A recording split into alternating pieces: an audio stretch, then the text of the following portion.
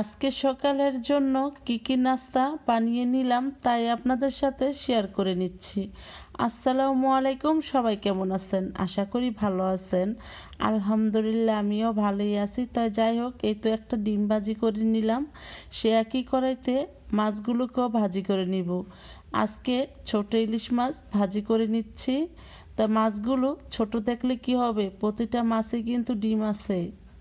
ছোট ইলিশ মাছ ভাজি খেতে খুবই মজা হয়।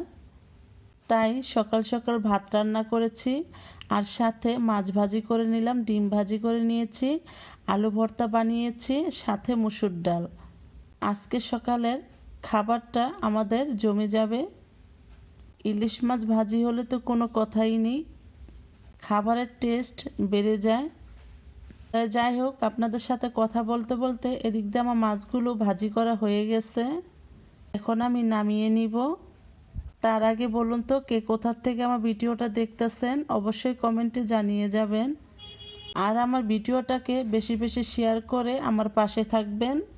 আপনাদের দোয়া ভালোবাসায় আমি এগিয়ে যেতে চাই, তাই বেশি বেশি শেয়ার করে দিবেন। সবাই ভালো থাকবেন, সুস্থ থাকবেন। আল্লাহ হাফেজ।